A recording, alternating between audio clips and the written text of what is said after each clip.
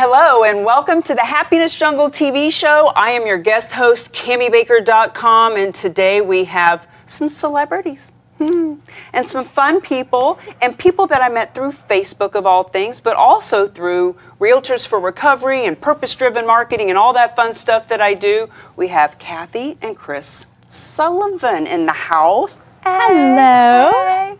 And we're going to be speakers at one of the events, and we're just doing all kinds of fun promotions. So I'm gonna let you take it, Kathy. Tell our people a little bit about yourself. Well, first I'm going to laugh at the celebrity word because I don't feel that at all. We are probably the most normalest people you'll ever meet in your whole entire life. Unfortunately, we have been given a life that brought us to the forefront and meeting beautiful people like yourself. I actually met Chris at one of my very first talks. And as you know, I speak about my daughter Taylor. She passed away in 2008, senior year in high school from underage drinking. So you said Realtors for Recovery. When I first originally met you through Facebook of all things, it was because I'm a realtor.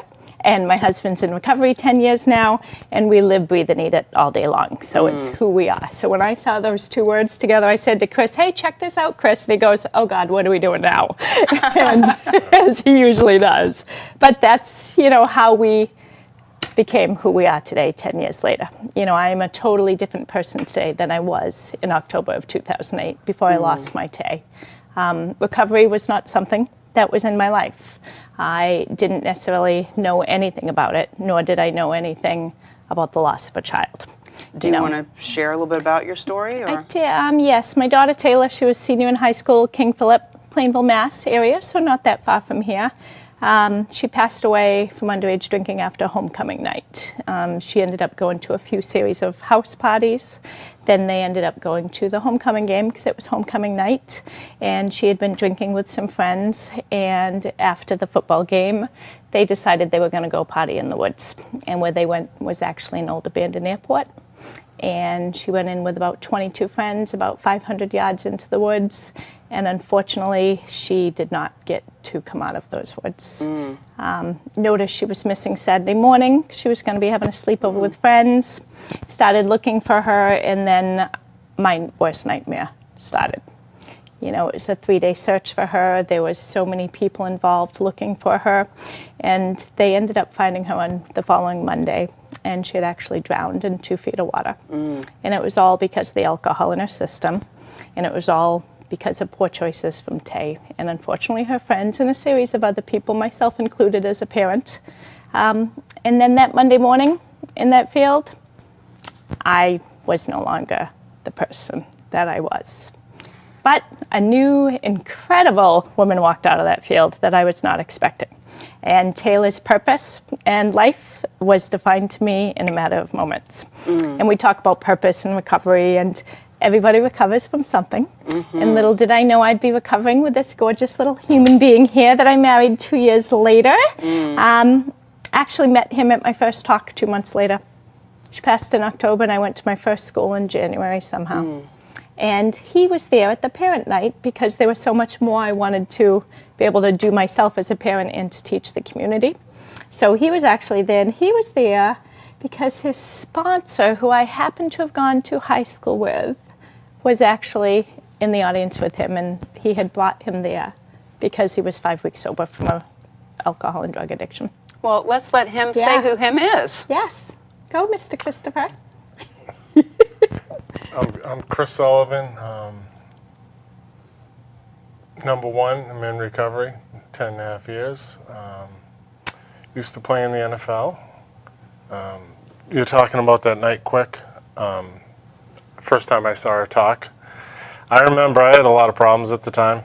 My life was obviously upside down. I was 5 weeks sober. I had no money. I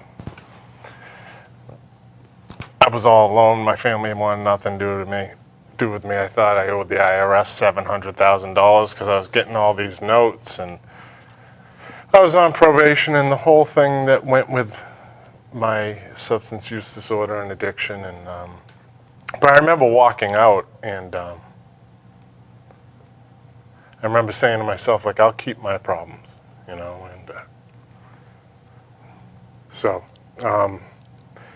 so I remember when I sat there, I didn't look at her going, I'm going to get married. I'm going to marry that girl 2 years later. You know, she was a mess that first talk, that first night. And I think she pursued me. I think I might have. And, you know, and the rest is history. And, you know, we go around and talk, and yeah, I played football, and I guess that's a storyline, you know, but that's not what either one of us is about. And even when I played, I didn't like the attention. I'm a very private person, quiet person, shy person. If it was left up to me, I would be at home right now with my dogs. I've been that way my whole life. And that's part of the reason I kind of struggled and went down the path I did. There was a lot of other factors, but I was someone that isolated. I always battled anxiety, depression, felt different, spent summers alone. Even though I did all these sports and I was on teams, I was a different person when I went home. And I'm still trying to change that, you know. It's a long process, but... well, just to share with you, Chris, I too am in recovery, if that makes you feel any better. Congratulations. Good job. And isolation is one of the worst things that we can do, because when we isolate, what is it, the HALT? Hungry, angry, lonely, and tired. If you feel any of those, or God forbid, all four of them at the same time, you're in big trouble. So I hear you. Yeah. I'm a work in progress still, you know. Things don't change overnight. I was a certain person for a long time. When I turned my life around, I'm like, oh, everything, like we go to schools. Not my thing. Never will be. I can go to 1,000 schools. It's going to be like my first one every time. I'm still going to get anxious. I'm still not going to want to do it. I'm still going to get sick to my stomach. I can do physical work for 16 hours a day, and I'm fine. Half-hour talk, 45-minute talk, I'm toast. Like, that's me. Like, I thought by now, like, I'm like, okay, I've accepted the fact that's who I am. And that's, I have a lot of positive attributes, but that's kind of one of the negative ones. Well, what a powerful duo you make. You know, it's amazing. Two totally different stories, yet so interconnected. You know, is. It's absolutely amazing how it works, because Chris came originally and he was watching me speak. And I remember he was probably 6 months clean at that point. And he looked at me and he said, Kathy, I really should have been dead, because this big man got down to a 160-pound person in his height of his addiction. And he said, I should never have survived it. There's a purpose for this. And I said, well, you know, you got to figure it out. And he's like, I should be sharing my story. And I said, absolutely. And I'll never forget one point we were at a school with a friend of his from New Beginnings who runs a nonprofit as well. And he literally just shoved Chris out there after I had spoken. And he was like all anxious. He's like, I'm sweating. I'm like, just tell them you're a sweater, whatever. They don't care. You know, and then it just started. And it's interesting to see, because when we do go to schools and speak, we always, you know, the kids never know who we are. We always ask, don't introduce us, don't tell them what it's about, keep it as simple. Sometimes they have to publicize. Sometimes they have to, but we try to keep it, you know, so the kids aren't necessarily aware of the story behind the story. And every school we go to, we get set up and he stays down here in the auditorium near the stage, and then I go to the front door and I greet those kids, usually high school, sometimes middle schools, and I'm like, good morning, good morning, good morning, because I want them to see joy. We are on the happiness jungle. I am the most happiest human. I know that Lindy says she's the happiest human in the world. I'm going to run her for money here, because I am probably the second best, closest. But I greet those kids, and I comment on the girls with the buns in their head, the blue eyes, long-haired boys, whatever it is, comment on colors. And the kids look at me, and they're taken back, and they smile, and they interact. But they also think I'm just some crazy substitute teacher. So then when we start talking, I walk up to the front, and they realize I'm the speaker of the day. And then when they realize that I lost my daughter, they cannot picture this being a mom who lost her kid. And I try to explain to them, you know, we all get hit by something. No matter what happens in our life, something's going to hit you at some point. And you have to be able to choose happiness. I say that in every talk I speak. and they get it, and it sets the tone. Chris then talks, because he always talks first and then I speak afterwards. But the kids will come up to him, and you'll have big, strong men coming up to him and say, I suffer from anxiety, depression. And they're able to express it, and then kids will come up to me and, say, I drink, I shouldn't drink, I do this, I shouldn't drink. I didn't realize how important I was. And it's about drinking, it's about drugs, it's about self-harm, it's about suicide, we talk about bullying. These kids come up and they share everything with us. And my bracelets for my daughter say I'm here for a reason. We met you online for a reason. You do what you do for a reason. You have this program here for a reason. And you don't know when that one thing that someone's going to say to you is going to matter. And it's about a purpose. You mentioned the self-harm too and things. Yeah. My daughter and some of her friends were cutters back in the day. And when I was in school, I never even would have thought of that. And there was a point where I was like, why would you do that? And I saw her only one time did I actually see her do it. Yeah. And it was so horrifying to me. And I remember thinking, when I was drinking, I was stumbling all over the place, and I was doing the things that I was doing, the people who loved me saw me and thought, why is she doing that to herself? Right. Absolutely. When I was thinking, why would she do that? I all of a sudden realized they were thinking, why is she doing it? Why would you do that? And how similar that really was. And Chris talks about that as well, because explain how you realized one day when you kept hearing about I the used kids. to punish myself through sports, which I never really paid attention to. And I still do a little bit to this day. Like, I need Achilles surgery. I've needed it for 20 years, but if I go to the gym, I only run because it hurts. But I did that with sports. I was only happy when there was an injury. I liked it when things hurt. Like, if I broke my wrist at the beginning of camp, it was going to be broken for the next 6 months. I was probably going to re-break it 6 times during the season. And at the time, I just but I was always like that, even growing up. Like, if I didn't have cuts, I made cuts after a game. I was always kind of in that realm because that soothed me. And still, I find soothing in uncomfortable things. And I always have. Like, during the summer, we have a hot tub and a pool. I don't get in them. I wear sweatpants, sweatshirt, wool socks. And that's how I work all day. If I'm outside for 10 hours and I get heat rash, but that's my comfort zone. And it's hard for her to understand that. Like, it's hard for me to understand people that sit in a recliner. We had this conversation on the way up, or sit in a pool and do nothing. Like, that. As soon as I sit and do nothing, I get super anxious, crazy. So that's my way of soothing. Like, and it's all different personalities. Yeah, that's my. But I've always been like that, and when I went down the path, of addiction and alcoholism, it was just another substitute. For me personally, it was. I was looking for an escape. Like, at the time, I had been released by the Pittsburgh Steelers. I had had wrist surgery, and I don't blame the wrist surgery on me getting hooked on opiates because I had already had the surgery. I don't even think I took all the prescription. I always tell people it was like the perfect storm. It was the first time in my life, like, I had always had low self-esteem, never thought I was good at anything, didn't even know why I made teams. Even though I went to Boston College, I started 48 straight games, I thought other guys were better than me. But when I got released, it was the first time, like, I came back to New England. I owned a house in North Attleboro, the town I grew up in. I grew up 5 miles from where the Patriots play. Didn't want to be a Patriot growing up, never thought I'd be good enough, personally.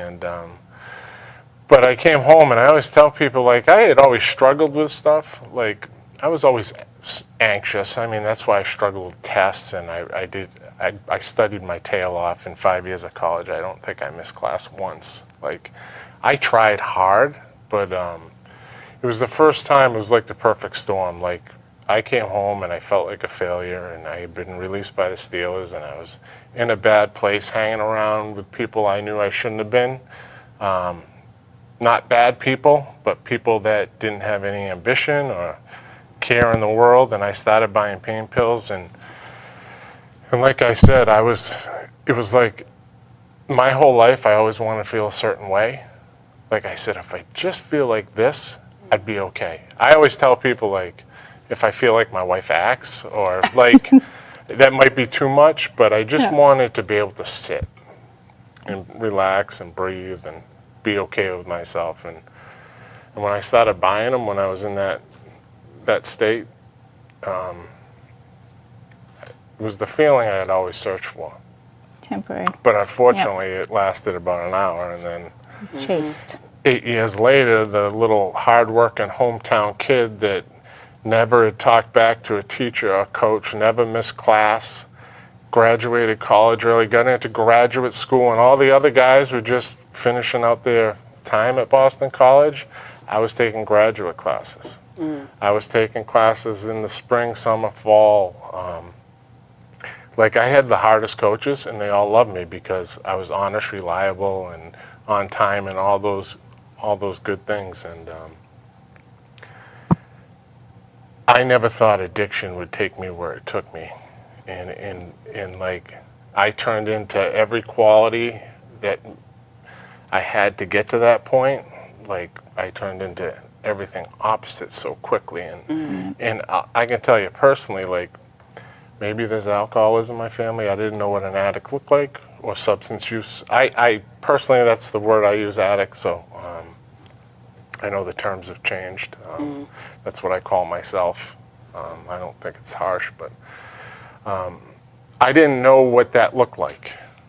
Like, I only had an image I saw on TV. Personally, I'm like, well, probably bad family, bad upbringing, dirty, hasn't showered. That's what I thought.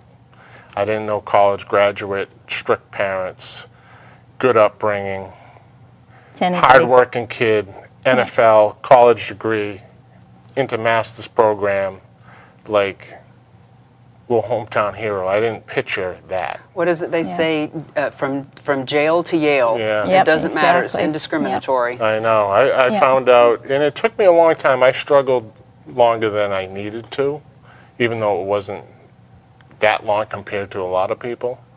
But it took me for a while to say, okay, yeah, I have a problem. Because I was like, I thought people that struggled were weak.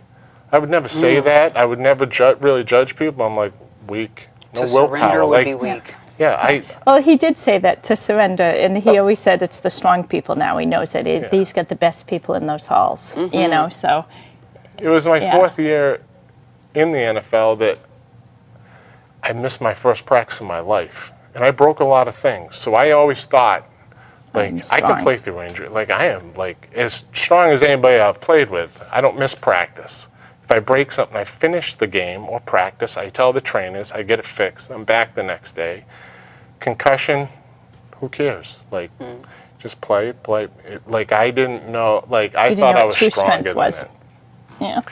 And then I found out, you know. And the craziest part is, and you know this better than anything, like, the people that I kind of judged, like, saved my life. The people, like, I used to hang out with, that they were nowhere to be found. That's why I was never about the football and all that. Like, it was never my thing. I was quiet. I didn't like any attention. I just wanted to go there, do my thing, and go home. I didn't want to talk to the media. I didn't talk to the papers. I gave one-word answers. You know, but I've seen both sides of life. And it's amazing, like, the people in recovery. Like, I tell you that I'm in recovery before I tell anybody I play football. I don't ever talk about it. If people ask me, you play football? I'm like, yeah, North Attleboro, Papawana, North Attleboro High School, occasionally Boston College. She kicks me I under the always laugh. table. I'm like, just let him 'Cause know. I just lost weight, but a I lot don't of even times watch I'm bigger. football. I But don't care. But you ask Yeah. you ask me about myself, that's the first thing that comes out, and pretty much the only thing, unless And I you love cry. it. Yep. You know, I'm proud of both things. you we know, but we bring his Super Bowl ring to schools, and we pass it out to the first kid in the front seat, and they pass it along the whole time we speak. But at the whole entire time he's talking, he's holding his 10-year recovery right coin. now. He's got it right This now. is like my Yeah, blanket. it's his little you know, whoopee. your whoopee. Yeah. yeah. That with me all, Yeah. like, anytime It's the most I do important anything. thing in our Yeah. lives, I actually. ran. That's why I ran out the door. Yeah. It's I like, gotta you get can it. keep the ring, whatever, 50,000. I don't care if it gets stolen at a school, my parents will kill me. Like, maybe the kid needs it. Maybe one of the kids needs it. All the principals freak out. Like, this is, More important yeah. than Well, what a anything. powerful example for the kids to see. It's not about ego. It's not about Yeah. look how great I am. I mean, Yeah. your humbleness is just is so attractive. It It's is. such an attractive Well, you know what quality. the problem is? I sat, like a lot of us, in those seats, and like I struggled for way too long. I remember having my head down, sweating in class, thinking the teacher's going to call me, struggling with tests, feeling different. Yep. Not like I could have had a million friends. I just didn't think anybody wanted to hang out with me. Like, even though I had, on the outside, I looked like I had everything growing up. Like, everyone always told me how lucky I was. So I started to believe it. Maybe I am lucky. Like, but my family didn't communicate. I had a great upbringing, but I didn't know to talk to anybody. So on the outside, I looked like I had everything: college, graduate, NFL, local kid 5 miles away, millionaire at one point. But I was a complete mess. You didn't have me yet. That was your problem. I always tell people, don't judge a book by its cover, Yeah. you know, and Yeah. I wish when I was younger that I went to my father or mother and said, listen, They I'm would've chatted. struggling. Right. Anyone, Right. you know, but I was too afraid, too anxious, didn't think anybody would want to help me. And that's the best thing that comes out of the schools, because the kids will email us afterwards. They'll talk to us. They'll go directly to their counselor. And it is like, oh, you know, it's like the moment. And we always say that, you know, the things that happen because of our losses, because of his struggles, because of my loss of my Tay, it's incredible what can happen, as you know. I mean, you see it all day long with what you do here. So, You do know. you guys speak all over the country? Do you travel a lot? We go wherever we are called. We have never seeked it out, except for my very first time I spoke 2 months after Taylor passed. And we make it work with whatever they have, whatever we can do, wherever they need us to go, we always make it work. We speak probably 50 times a year, and we've never called anybody and said, do you want us to come speak? And on Not top of once. that, you're a very successful real estate I agent. love my real estate, yes. Yeah, no, I've been doing it for 23 years. It's a fabulous career. It's funny, I get that first-time home buyer, and I have that feeling, you know. But the feeling that you get from being in schools with these kids and these parents, and even the parents coming up and talking, you know, yes, I will do that. Because there were so many things as a parent that I did wrong with Taylor. And I had a 10-year-old and a 19-year-old, and Taylor was 17. And my 10-year-old grew up with a totally different mother. It was not a rite of passage anymore. It was not kids are being kids. It was 21 is 21, and there's a reason. And I set the example for Logan, which I absolutely did not for Zachary and Taylor. You know, and hindsight is everything. There's many things that happened during that weekend that we share when we do parent nights, and we, you know, talk about having kids' phone numbers, having parents' phone numbers, you know, watching out for each other's kids, see something if you say something, you know, don't assume, you know, I assumed things were okay and they weren't, you know. So there's just so many things that have come from this, and lives literally saved, like kids have literally stayed with their friends because of that. Yeah. And the other Yeah. thing, too, is this ripple effect. Like, you think it's Incredible. like Taylor died, but like she could go on for 10 minutes on like Sean People. Flynn, like Yeah. well, I People shouldn't who say have, names, right. but No, but people who have been he's- changed He's because in my of it. meetings now, and her best Right. friend Right, is now in recovery, and it's working just and amazing. you, Yeah. like, She's going and in it- recovery and it's a- because of Taylor. It's because of a choice, Right. one night, One night, one choice. like, and all the different paths people take, and, Yeah. and some were downward spiraled, and how Perfect, us and Sean and yeah, exactly. Perfect example. A girl emailed me. She was 24 years old. She emailed me yesterday on Facebook. She said, I just graduated. I walked and I graduated from high school last week. She goes, and did not know this girl, like she had not been one that had been interacting like a lot of them. She said, I dyed my hair pink because it's Taylor's favorite color, and I wanted to walk down that aisle for her because she made me realize all the struggles, I can survive this. And I was like, you know, I didn't even share that with you yesterday, but the emails and I've gotten letters in the mail from kids 2 or 3 years later.